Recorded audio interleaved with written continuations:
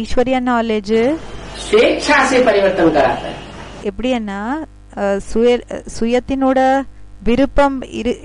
விருப்பத்தினோட ஆதாரப்படி, அப்படின்னா அவங்க தானாவே விருப்பப்படணும், அதனோட ஆதாரப்படி जोर जबरदस्ती से किसी से कन्वर्ट பரிவர்த்தனை செய்ய வைப்பாங்க. இப்போ வலுக்கட்டாயமா யாரிடம் இருந்து கூட யாருக்கு கூடயும் करने वाली बात ही नहीं। கண்ட்ரோல் பண்ற விஷயமே இல்லன்னு சொல்றாங்க. तो तुम बच्चों को तो बहुत धारणा करनी है।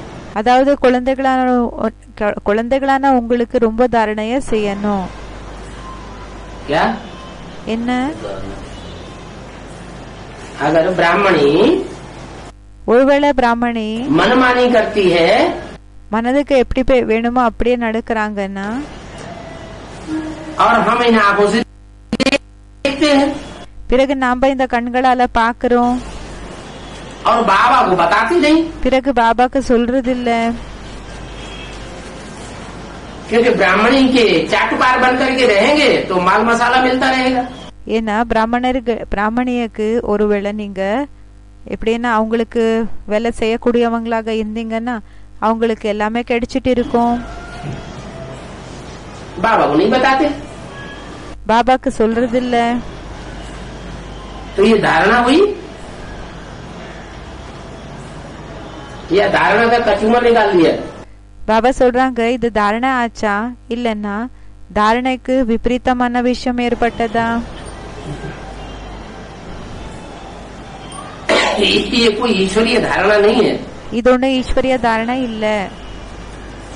और लड़ना झगड़ना भी बिल्कुल नहीं चाहिए। பிறகு கொஞ்சம் கூடயும் சண்டெல்லாம் போடவே கூடாது, கொஞ்சமும் போடக்கூடாது. ब्राह्मण से भाई तू मैं करना शुरू कर दिया, बाबा ने ऐसा कब सिखाया है, तुम ऐसा करते हो वैसा। இப்போ பிராமணருக்கு எப்படின்னா சொல்றாங்க என்னன்னா, பாபா இப்படி கத்து கொடுத்தாங்க, பாபா என்ன சொல்லிருக்காங்க, நீங்க இப்படி செய்றீங்க அப்படி செய்றீங்க.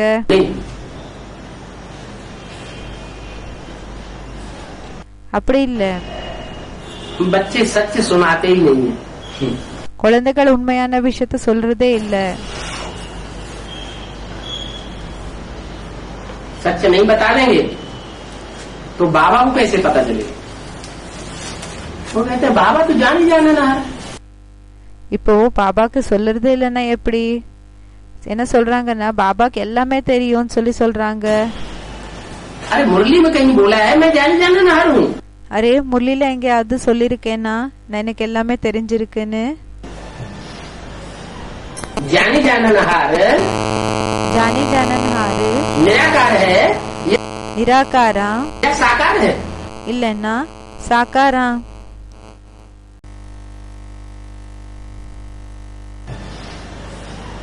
जानी जाननहार निराकार है या साकार है? ஜானி ஜானன்ஹார் நிராகாரா இல்லன்னா சாக்காரான்னு கேக்குறாங்க. ஜானி ஜானன்ஹார்னா எல்லாமே யாருக்கு தெரிஞ்சிருக்குதோ அவங்களுக்கு சொல்வாங்க. निराकार तो जानी जाननहार है, क्योंकि वो तो जन्म मरण के चक्र में नहीं आता। நிராகாரு ஜானி ஜானன்ஹார் தான் இருக்காங்க, ஏன்னா அவங்க ஜனன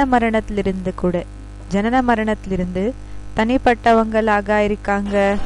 लेकिन वो निराकार जब साकार में आता है, ஆனா அந்த நிராகார் எப்போ சாக்காரத்துல வராங்களோ तो साकार को पोता मेल देने का அப்போ சாக்காரனுக்கு போத்தாமேல் கொடுக்கிற रसम बनाया हुआ है। அந்த பரம்பரைய ஈடுபட்டு இருக்காங்க. ये सारी बात ஒரு பரம்பரைய நடத்திருக்காங்க. இந்த எல்லா விஷயங்கள் साकार को बतानी है। என்னன்னா எல்லா விஷயங்கள் சாக்காரனுக்கு சொல்லணும்னு. नहीं तो कैसे पता चलेगा? இல்லன்னா எப்படி தெரிய வரும்? तो बच्चे सच नहीं सुनाते हैं, அதாவது குழந்தைகள் உண்மையான விஷயத்த சொல்றதில்ல, और ही झूठ बोल देते हैं। இன்னமும் பொய் சொல்லிடுறாங்க. क्या?